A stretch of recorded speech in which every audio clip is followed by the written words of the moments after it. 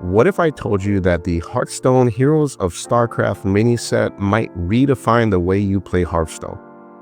With new tools to a couple of your favorite classes and a few sleeper hits, this mini set is looking to be a game changer. But is it worth 2,500 gold?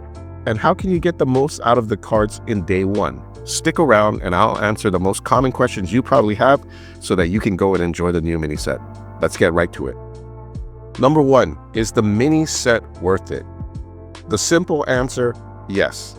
2,500 gold is worth the 49 cards you get. Remember, you get 3 cards for every class, you get duplicates of all of them, you get 4 legendaries, you get 5 cards, and you get 15 neutral cards, right? So that's 49 cards. Are all of the neutrals going to, or are all of the legendaries going to be good? Probably not, but most of them will be, and that's not typical of mini sets. In this mini set, I would say at least 3 of them will be very, very playable. One of them will not be playable at all, and will the rest of the cards be playable? I mean, they will be played. I don't know if they will be any better than what we have, but they will provide a value and return on investment. Think about it this way. With 100 gold, you can buy 1 pack. So 2,500 gold is equivalent to 25 packs. How many legendaries and cards do you normally get in 25 packs, right? Here you are guaranteed 45 normal cards and their duplicates and the 4 legendaries. So it definitely is worth the investment. Now remember, this mini set costs 500 gold more than the mini sets typically cost, but that's okay. It's still worth every penny.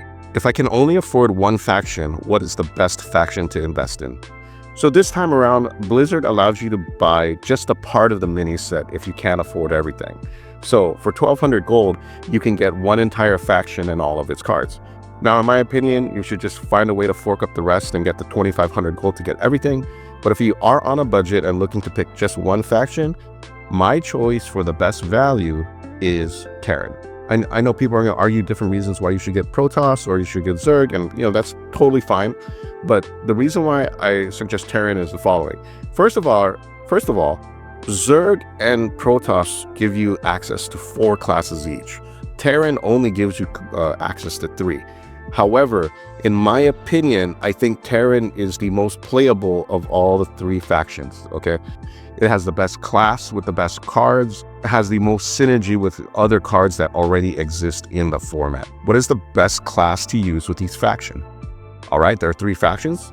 So the best classes are, for Zerg, you get access to 4 classes. You get Death Knight, you get Demon Hunter, you get Warlock, and you get Hunter.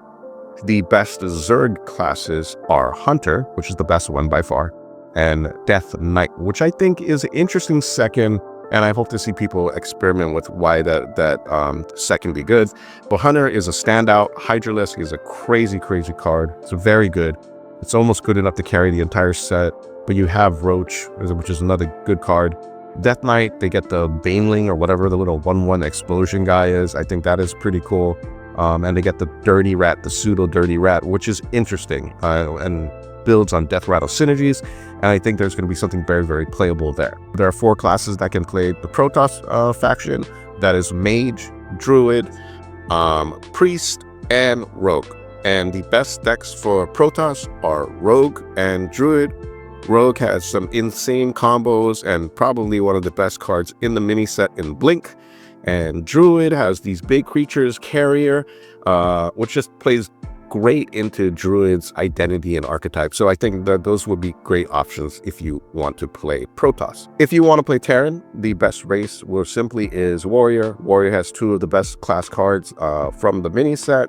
And Terran, like I said, has the most synergy with cards that exist pre-mini set, and therefore I think it's going to do the best. The loser of this set is Warlock.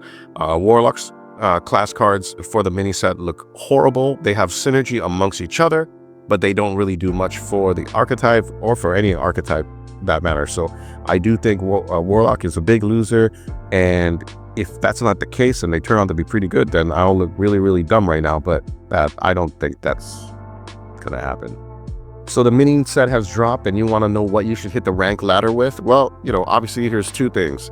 If you want to have a good time or you want to have fun, then you should play whatever deck you want to play. Experiment with whatever idea you want to. But if you want to win and go up the ladder really, really quickly, I will give you this suggestion, like I always do anytime there's a mini set or an expansion. You play the deck with the most linear and consistent game plan, and that's the most aggressive. So if I were to play an aggressive deck just to get wins, I would be playing Weapon Rogue, Zarimi Priest, or this aggressive Priest deck that you see right here. It's going to be nerfed. Ethereal Oracle will be nerfed, so it won't be as good, but this deck will be really, really, really crazy. Trust me.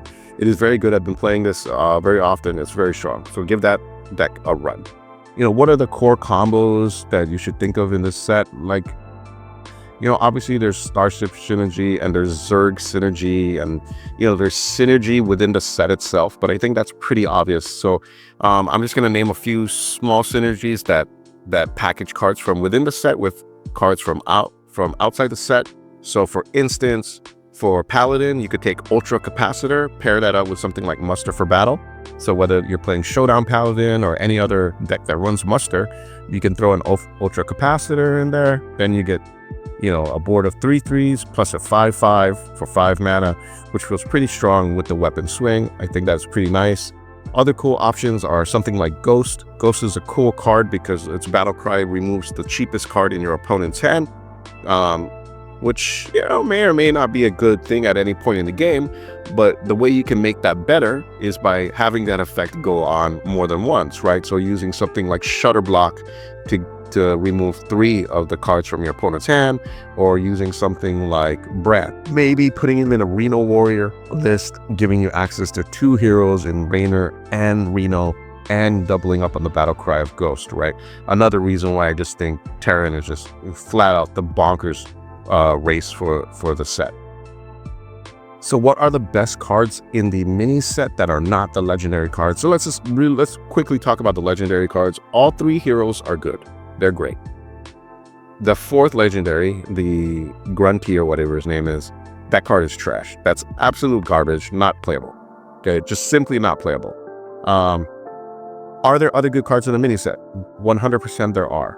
Definitely cards that stand out to me are the Baneling, Zergling, the 1/1 1 mana for 2 1/1 minions, the neutral. That stands out. Ghost stands out. Ghost is hand removal at its best. That is going to be a crazy card. All 3 of the class or the faction draw cards, each draw card is exceptional. Very, very good. Probably the best cards in the set. Hydralisk, which I talked about before for Hunter, standout card or Hunter, one of the best creatures in the set.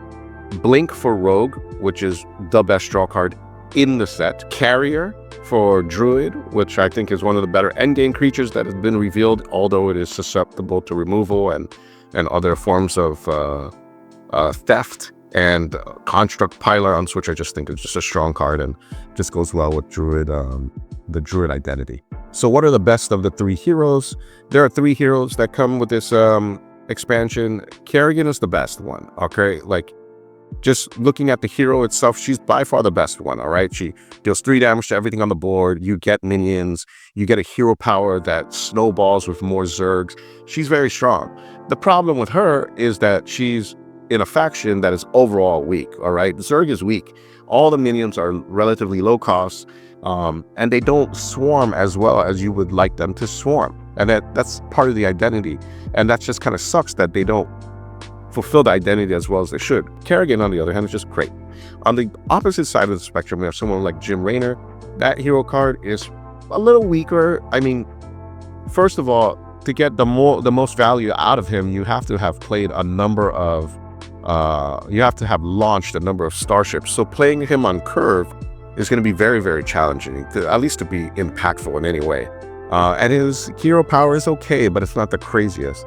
But it will help you win the game if you're able to stick a board and continue building on it. Now, the good thing about him is that Terran has so much support for the archetype. So Jim Raynor fits very, very well into that. Artenis is kind of in the middle ground. Like, his passive ability, the battle cry, is like, it helps, but it's not that OP. It's not super broken. Getting the 2/3/4s with charge, that's okay. It's not nothing super crazy. But his hero power is the best of the 3, right? So you get the best hero power and the middle ground of the rest, which puts him in the middle, right? So that's my thought on the 3 heroes. They're all very playable. They'll all be very good. But it's just a matter of which one does best for whatever archetype you choose. And remember, the heroes you don't really need to build around the rest of the package. You could just probably have the hero, which might be enough for some classes to play, right? And that's my meta analysis in a nutshell. I'm very excited to go out and try these new cards and new ideas and, complete the new achievements for the mini set. Although I question what Blizzard's plan is with something like this, because obviously the mini set, it's the height of the cards. The height of the power of the cards in this mini set is right now. This is the highest they'll ever be until maybe the rotation happens. Then we're in a 4-set meta, maybe for a brief period of time before the next expansion hits. Yeah, maybe some of these cards will be a little stronger, but it just seems weird to me that Blizzard has decided to go all in on this like totally new experience just for the set of 49 cards. Like really build around these 49 cards with very little expansion, on the previous expansion that it's from. So I do find that weird and an interesting direction by Blizzard, but we'll see how that pays off. As always, thank you for joining. If you have any cool deck ideas that you want to share, please let me know. Put the deck codes in the comment, or maybe ask me some questions about some cards that you think I need to take a better look at because they might be better than I thought. Let me know. As always, like, comment, and subscribe, and I'll catch you next time.